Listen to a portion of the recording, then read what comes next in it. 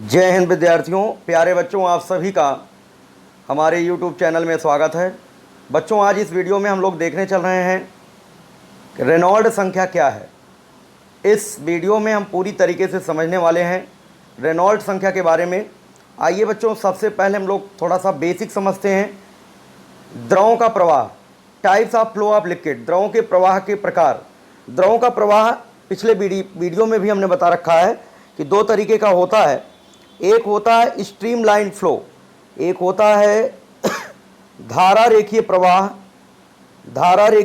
और दूसरा होता है टर्बुलेंट फ्लो, दूसरा होता है विक्षुब्ध प्रवाह। दो तरीके का फ्लो ऑफ लिक्विड होता है, एक होता है स्ट्रीम लाइन फ्लो, दूसरा होता है टर्बुलेंट फ्लो। ठीक है। अब जैसे क्या होता है कि जब द्रव के प्रवाह का वेग बढ़ता जाता है, जैसे मान लो ये कोई नली है, इसमें कोई भी द्रव धारा रेखीय प्रवाह में प्रवाहित हो रहा है। ठीक है। अब अगर द्रव के प्रवाह का वेग बढ़ाते जाएं तो एक ऐसी कंडीशन आती है कि जो है ये जो फ्लो ऑफ लिक्विड है वो स्ट्रीम लाइन नहीं रहता, वो टर्बुलेंट में बदल जाता है। मतलब एक मैक्सिमम वेलोसिटी के बाद एक वेलोसिटी ऐसी आती होगी, एक ऐसा वेग द्रव का आता होगा कि जिसके बाद अगर वेग बढ़ा देंगे तो क्या होगा, उस समय धारा रेखीय प्रवाह स्ट्रीम लाइन फ्लो टर्बुलेंट में कन्वर्ट हो जाएगा। ठीक है। तो यहाँ पर हम लोग एक पॉइंट समझना चाहेंगे। पहले क्रिटिकल वेलोसिटी क्या है, क्रांतिक वेग क्या है। क्रांतिक वेग के बारे में समझेंगे, क्रिटिकल वेलोसिटी वीसी के बारे में। किसी तरल के वेग का वह अधिकतम मान, maximum velocity of flow of liquid, जहां तक तरल का प्रवाह धारा रेखीय रहता है उसे क्रिटिकल वेलोसिटी कहते हैं। मतलब maximum velocity of flow of liquid up to which flow of liquid जो है स्ट्रीम लाइन बना रहता है, ऐसे वेलोसिटी को कहते हैं क्रांतिक वेग, क्रिटिकल वेलोसिटी क्रांतिक वेग बोला जाता है। ठीक है। द्रव के प्रवाह के वेग का वह मैक्सिमम वैल्यू, जैसे बहुत कम धीरे धीरे द्रव प्रवाहित हो रहा तब तो स्ट्रीम लाइन है, और थोड़ा सा वेलोसिटी या फ्लो ऑफ लिक्विड बढ़ा दो तब भी मान लो स्ट्रीम लाइन है। तो द्रव के प्रवाह की वेलोसिटी को बढ़ाते जाओ, एक चरम वैल्यू आएगी, एक मैक्सिमम वैल्यू आएगी, जिसके बाद अगर हम वेलोसिटी बढ़ा देंगे, द्रव के प्रवाह का वेग बढ़ा देंगे, तो वो स्ट्रीम लाइन किस में बदल जाएगा, टर्बुलेंट में, वो विक्षुब्ध में परिवर्तित हो जाएगा। तो maximum velocity of flow of liquid, जहां तक द्रव का प्रवाह स्ट्रीम लाइन बना रहता है, ऐसे वेग को क्या बोलते हैं, ऐसे को क्रांतिक वेग कहते हैं, क्रिटिकल वेलोसिटी कहा जाता है। ध्यान रखिएगा।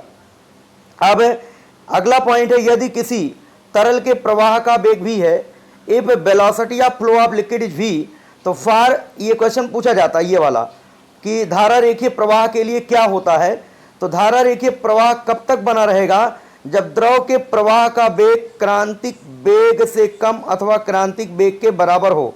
अगर v का मान vc के बराबर होगा तब तक तो जो है स्ट्रीम लाइन रहेगा, लेकिन उसके बाद अगर वेलोसिटी बढ़ जाएगी तो वो टर्बुलेंट में बदल जाएगा। और अगर v का मान द्रव के प्रवाह का वेग क्रांतिक वेग से कम है तब तो 100% जो है धारा रेखीय प्रवाह होगा। तो आपके एग्जाम में यही पूछा जा सकता है, धारा रेखीय प्रवाह में, ठीक है, द्रव के प्रवाह का वेग होता है तो क्रांतिक वेग से कम अथवा क्रांतिक वेग के बराबर, ये ऑप्शन में लिखा होगा। इसी तरीके से टर्बुलेंट फ्लो में क्या होता है कि जब द्रव के प्रवाह का वेग, when the velocity of flow of liquid v का मान अगर क्रिटिकल वेलोसिटी से ज़्यादा हो जाती है, तो जो flow of liquid stream line पहले था अब वो किस में बदल जाता है, टर्बुलेंट में बदल जाता है। किस में बदल जाता है, टर्बुलेंट में। आगे देखिएगा बच्चों, रेनॉल्ड नंबर जो हम लोग पढ़ना चाहते हैं वास्तव में, रेनॉल्ड संख्या। अब सबसे पहला क्वेश्चन तो यही पूछा जाता है, रेनॉल्ड संख्या का मात्रक क्या है। तो पहले याद रखो, no unit no dimension, no unit and no dimension, कोई मात्रक नहीं कोई विमा नहीं, कोई मात्रक नहीं कोई विमा नहीं। ठीक है, ध्यान रखिएगा। देखो ये जो रेनॉल्ड नाम आया है वैज्ञानिक का नाम है, वैज्ञानिक रेनॉल्ड ने, ठीक है, प्रयोगों के आधार पर स्थापित किया कि किसी नली में प्रवाहित तरल के प्रवाह की प्रकृति 4 कारकों पर डिपेंड करती है। मतलब रेनॉल्ड का कहना यह है, on the basis of experiment, कि किसी भी ट्यूब में जो फ्लो ऑफ लिक्विड है, ठीक है, उस जो है फ्लो ऑफ लिक्विड का जो नेचर है, द्रव के प्रवाह का जो प्रकृति है, वह डिपेंड 4 चीज़ों पर करेगा। पहला पॉइंट है डेंसिटी ऑफ लिक्विड पर, द्रव के घनत्व पर। दूसरा है द्रव के वेग पर, तरल के वेग पर। तीसरा है यहां पर नली के व्यास पर। और चौथा बच्चों नोट कर लो, जो मोस्ट इंपॉर्टेंट सबसे लास्ट जो है विस्कोसिटी पर श्यानता पर, विस्कोसिटी पर डिपेंड करेगा।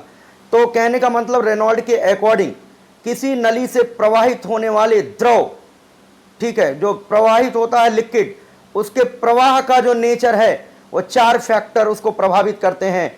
एक तो most important density of liquid है, दूसरा है velocity, velocity of flow of liquid है, और तीसरा है डायामीटर, और चौथा है जो है, चौथा क्या है, विस्कोसिटी, मतलब कोफिशिएंट ऑफ विस्कोसिटी ईटा के बारे में। ठीक है, इसके बाद देखिएगा, अगर इन चारों चीज़ों को एक साथ लिखना चाहें तो जब चारों चीज़ों को एक साथ लिखेंगे, इनके कॉम्बिनेशन से रेनॉल्ड नंबर को ऐसे लिख सकते हैं, N R is equal to हो जाएगा rho into V into D upon eta. ये 4 चीज़ें हैं। कौन कौन सी 4 चीज़ें हैं?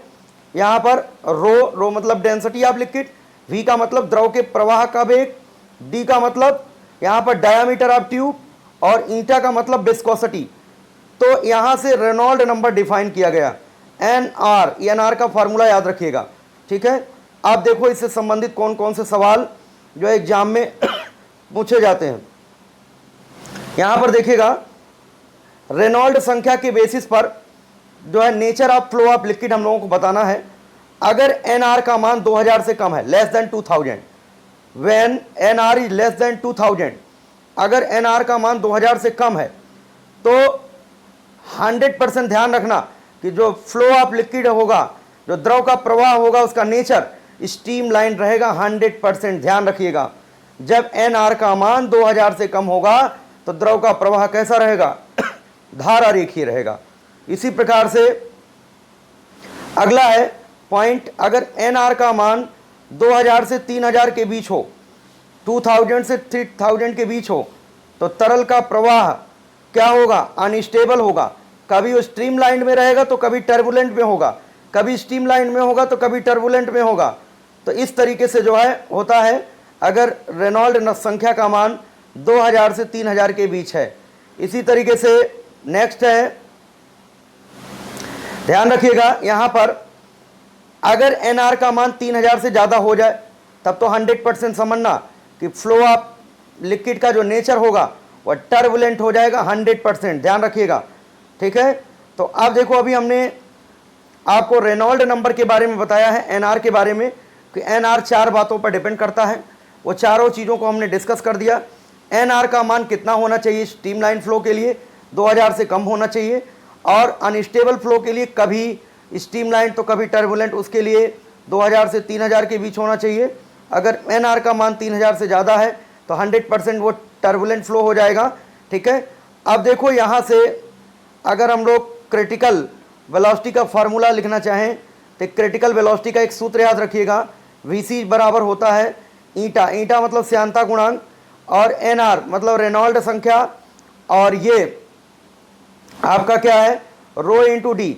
ये एक्चुअल में कहाँ से लिखा गया है? ऊपर से लिखा गया। जैसे मान लो यहाँ पर लिखा है इस तरीके से, N R is equal to rho into V into D upon eta. तो अगर यहाँ से वी मतलब क्रांतिक वेग निकालना चाहें तो एन आर इंटू ईटा तो रहेगा ही। न्यूमरेटर में देखिए एन आर इंटू ईटा ऊपर है और रो इंटू डी नीचे आ जाएगा, घनत्व और व्यास। ठीक है, यहाँ पर एन आर का मान कितना रखना होगा हमें? यहाँ पर 2000 रखना होगा। ठीक है, 2000 हमने रख दिया। अब कभी कभी क्या होता है, पूछा जाता है संकीर्ण नली के लिए एनआर का मान, रेनॉल्ड संख्या का मान कितना होता है? तो 2000। लेकिन जब इस सूत्र में यहाँ पर क्या होता है, कभी कभी डायामीटर नहीं, यहाँ रेडियस रखा जाता है। अगर इस डायामीटर की जगह रेडियस रख दिया जाए, ठीक है, तो डी बराबर बच्चों 2r होता ना, डी बराबर 2r। जब यहाँ 2r रखोगे तो एक कट जाएगा, तो यहाँ क्या बचेगा? 1000। तब रेनॉल्ड नंबर की संख्या कितनी आ जाएगी? 1000 आ जाएगा। संकीर्ण नली के लिए रेनॉल्ड संख्या का मान होता है 1000 होता है, अगर फार्मूले में नीचे रेडियस है, और अगर डायामीटर है तब तो 2000 याद रखना। तो इस तरीके से बच्चों आपको याद क्या क्या रखना है इसमें कि रेनॉल्ड संख्या जो होती है वो किसके बेसिस पर डिफाइन की गई है। यहाँ पर जो द्रव के प्रवाह का नेचर है, ये पॉइंट याद रखिएगा, वो 4 चीज़ों पर डिपेंड करता है और इन चारों चीज़ों को हमने एक साथ लिखा। तो यहाँ से रेनॉल्ड संख्या यहाँ से हमने निकाल लिया, ये एनआर आ गया। एनआर का मान किस फ्लो के लिए क्या होता है याद रखना, ठीक है। यहाँ से टर्मिनल वेलोसिटी हमने वीसी देख लिया, वीसी हो गया। इस फार्मूले में एनआर का मान 2000 रखेंगे जब संकीर्ण नली कहेगा, अगर डायमीटर की जगह रेडियस होगा तो यहाँ पर एनआर की जगह 1000 हो जाएगा। इस तरीके से बच्चों हमने आप लोगों का जो है लगभग फर्स्ट पेपर जो है 11th की फिजिक्स हमने कंप्लीट करा दिया आप लोगों को, ठीक है। ध्यान रखिएगा ये आपका फ्लूइड मैकेनिक्स हो गया। हमने हीट पूरा जो है लाइव क्लास के माध्यम से पढ़ाया आप लोगों को, और प्लेलिस्ट में जाइएगा, ऑक्सीलेशन और वेव आपको पूरा जो है मिलेगा, हमने पूरा पढ़ा रखा है। तो इस तरीके से हमने पूरा जो पार्ट 1 है पूरा हमने कवर कर दिया है।